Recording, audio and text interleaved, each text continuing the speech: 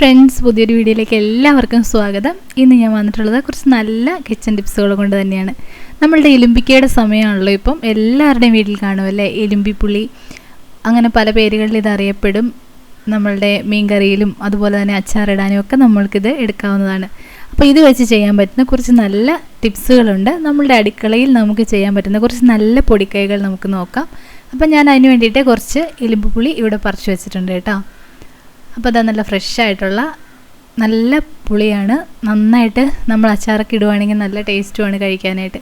അപ്പോൾ നമ്മളുടെ gas stove ഉണ്ടല്ലോ, അത് നമുക്ക് ക്ലീൻ ആക്കുന്നത് എങ്ങനെയാണെന്ന് നോക്കാം ഈ ഒരു പുളി വെച്ചിട്ട്.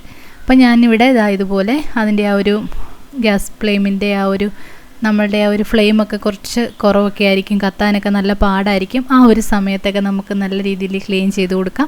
അതുപോലെ തന്നെ നമ്മളുടെ സ്റ്റൗ എത്ര പഴയ സ്റ്റൗ ആണെങ്കിലും അത് പുതിയതുപോലെ ആക്കാനും ഈ ഒരു എലുമ്പിപ്പുളി വെച്ച് നമുക്ക് സഹായകമാകും കേട്ടോ. അപ്പോൾ അതെങ്ങനെയാണെന്ന് നോക്കാം. പിന്നെ ഗ്യാസ് സ്റ്റൗവിൻ്റെ ഫ്ലെയിം നന്നായിട്ട് കത്തുന്നില്ല എന്നുണ്ടെങ്കിൽ നമുക്ക് ഗ്യാസ് ഒരുപാട് നഷ്ടപ്പെടാൻ ചാൻസ് ഉണ്ട്. അപ്പോൾ അതിൻ്റെ ഒരു വീഡിയോ ഞാൻ പിന്നീട് അപ്ലോഡ് ആക്കാവേ. അപ്പോൾ അതിന് വേണ്ടിയിട്ട് ഞാനിവിടെ ഒരു എലുമ്പിപ്പുളി എടുക്കുന്നുണ്ട്. ഇതുപോലെ അങ്ങ് തേച്ച് പിടിപ്പിച്ച് കൊടുക്കാം നമുക്ക്.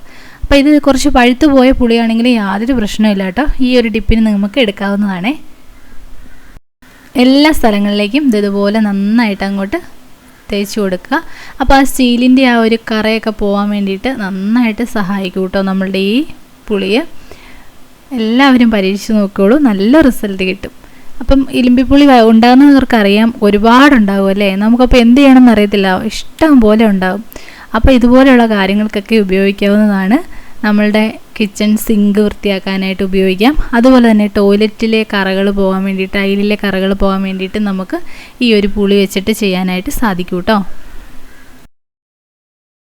അപ്പോൾ എല്ലാ ഭാഗത്തും ഞാൻ ഇതുപോലെ തേച്ച് കൊടുക്കുന്നുണ്ട് കേട്ടോ. നമ്മളുടെ ഇളകാത്ത കറകൾ പോകാൻ വേണ്ടിയിട്ടും ഈ ഒരു പുളി നമ്മളെ സഹായിക്കും. കണ്ടോ, ഇതുപോലെ അങ്ങ് തേച്ച് കൊടുത്തതിന് ശേഷം ഒരു 10 മിനിറ്റ് നമുക്ക് വെച്ച് കൊടുക്കാവേ, റെസ്റ്റ് ചെയ്യാനായിട്ട് വയ്ക്കാം. അതിന് ശേഷം നമുക്ക് ബാക്കി കാര്യം. അപ്പോൾ ഇപ്പോൾ തന്നെ നോക്കിയാൽ അറിയാൻ പറ്റും, കണ്ടോ കറകളൊക്കെ ഇളകി തുടങ്ങിയിട്ടുണ്ട്.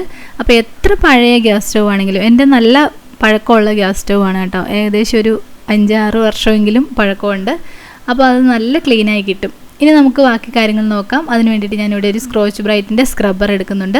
അപ്പോൾ ഈ ഒരു സ്ക്രബ്ബർ നിങ്ങളെ കാണിച്ചത് നല്ലതാണ് കേട്ടോ, നന്നായിട്ട് ലാസ്റ്റ് ചെയ്യും. ചില സ്ക്രബ്ബറുകളൊക്കെ വാങ്ങിക്കുമ്പോഴേ നമുക്കത് യൂസ്ഫുൾ ആവാതിരിക്കുന്നുണ്ട്. അതിൻ്റെ ആ ഒരു പശ അങ്ങോട്ട് പോയിട്ട് രണ്ടും രണ്ടാവാറുണ്ടല്ലേ. പക്ഷേ ഈ സ്ക്രോച്ച് ബ്രൈറ്റ് വളരെ നല്ലതാണ് കേട്ടോ. പിന്നെ ഇത് ക്ലീൻ ചെയ്യേണ്ട കാര്യത്തിൻ്റെ ഒരു വീഡിയോ ഞാൻ ചെയ്തിട്ടുണ്ട്, അത് കാണാത്തവരുണ്ടെങ്കിൽ കണ്ടു നോക്കണം കേട്ടോ. അപ്പം ആ സ്ക്രോച്ച് ബ്രൈറ്റും പിന്നെ നമുക്ക് വേണ്ടത് കുറച്ച് പ്രില്ലുമാണ്. പ്രില്ല് നമുക്ക് അല്ലെങ്കിൽ ഏതെങ്കിലും സോപ്പ് ഓയിൽ നമുക്കിതിന് വേണ്ടിയിട്ട് ഉപയോഗിക്കാം. ഞാനിവിടെ എടുക്കുന്നത് പ്രില്ലാണ് കേട്ടോ.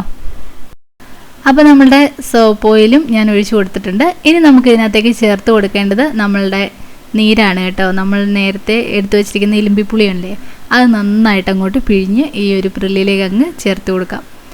അപ്പം നല്ല പഴുത്തതൊക്കെ ആണെങ്കിൽ നന്നായിട്ട് വേഗം തന്നെ നീര് കിട്ടാനായിട്ട് നമുക്ക് എളുപ്പമാണ് കേട്ടോ. അതായത് ഇതുപോലെ അങ്ങോട്ട് പിഴിഞ്ഞൊഴിച്ചാൽ മതിയാകും. കുറച്ച് വാടി കഴിയുമ്പോൾ നമുക്ക് അതിന് നീര് വേഗത്തിൽ എടുക്കാനായിട്ട് സാധിക്കും കേട്ടോ. എലുമ്പിപ്പുളി പറിച്ച് വെച്ചിട്ട് 2 ദിവസം കഴിഞ്ഞിട്ട് അല്ലെങ്കിൽ ഒരു ദിവസം കഴിയുമ്പോൾ തന്നെ അത് വാടി വന്നു കഴിഞ്ഞാൽ നമുക്ക് എളുപ്പത്തിൽ അതിൻ്റെ നീരൊക്കെ പിഴിഞ്ഞെടുക്കാനായിട്ട് സാധിക്കും. നല്ല മൂത്തതാണെങ്കിലും നമുക്ക് വേഗം പഴുത്ത് കഴിഞ്ഞാലും പിഴിഞ്ഞെടുക്കാനായിട്ട് സാധിക്കും കേട്ടോ. അപ്പോൾ നമ്മളുടെ എലുമ്പിപ്പുളി ജ്യൂസും കൂടെ അങ്ങോട്ട് ചേർത്ത് കൊടുത്തതിന് ശേഷം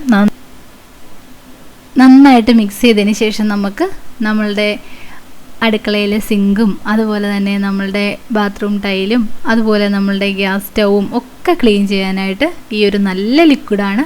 ട്രൈ ചെയ്യാൻ മറക്കണ്ട കേട്ടോ, നല്ല നിറം കിട്ടും. അതുപോലെ തന്നെ കറുത്ത് പോയിട്ടുള്ള സ്റ്റീൽ പാത്രങ്ങളൊക്കെ ചിലവർ ഗ്യാസ് സ്റ്റൗവിലൊക്കെ വെച്ച് കൊടുക്കുമ്പോൾ അറിയാൻ പറ്റും, ആ പാത്രമൊക്കെ അങ്ങ് വല്ലാതെ കറുത്ത് പോകും അല്ലേ. അങ്ങനെ ചെയ്യുന്ന ആ പാത്രങ്ങളൊക്കെ നല്ല കളർ വരാനായിട്ടും ഈ ഒരു ലിക്വിഡ് നമ്മളെ സഹായിക്കും കേട്ടോ.